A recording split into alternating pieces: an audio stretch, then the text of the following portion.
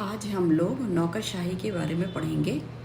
नौकरशाही ब्यूरोक्रेसी एक ऐसा टॉपिक है जिसको कंपटीशन में भी हम लोग इसके क्वेश्चंस को देखते हैं और कोर्स में भी इसको क्वेश्चंस को देखते हैं।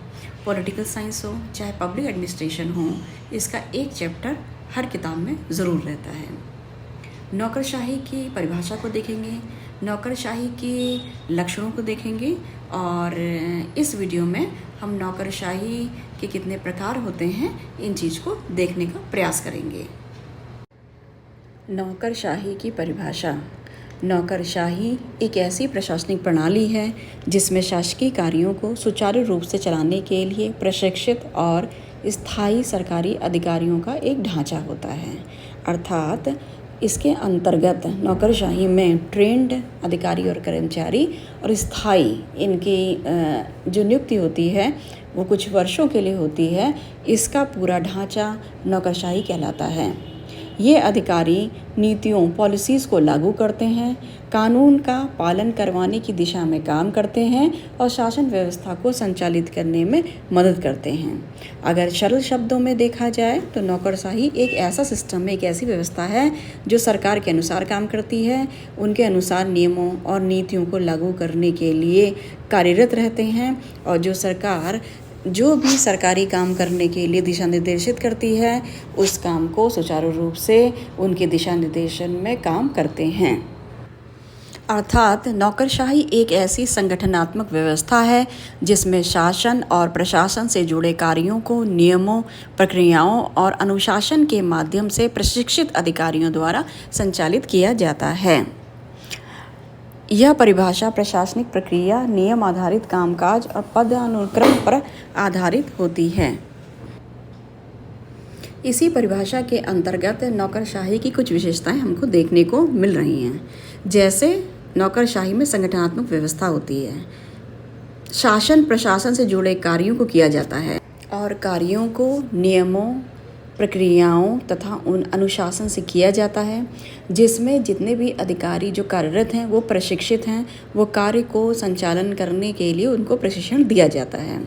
अतः इसमें सबसे इम्पॉर्टेंट चीज़ें हुई प्रशासनिक प्रक्रिया, नियम, कामकाज, हायरार्की।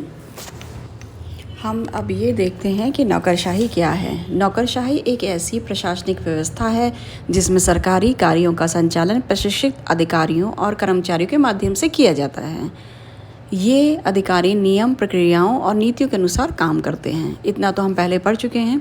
एक लाइन और देखते हैं कि इनकी नियुक्ति जो होती है वो योग्यता के आधार पर होती है, ना कि चुनाव के द्वारा।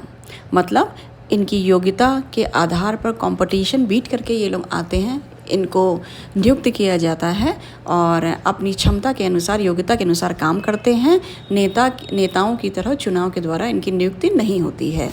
अब हम नौकरशाही के प्रकारों को देखते हैं। Types of bureaucracy.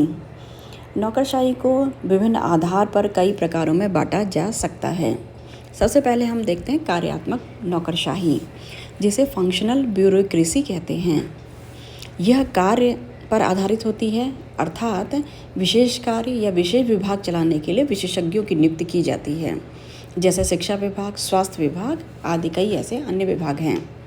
दूसरे प्रकार को देखते हैं जिसे लयबद्ध औपचारिक नौकरशाही या फॉर्मल ब्यूरोक्रेसी कहा जाता है।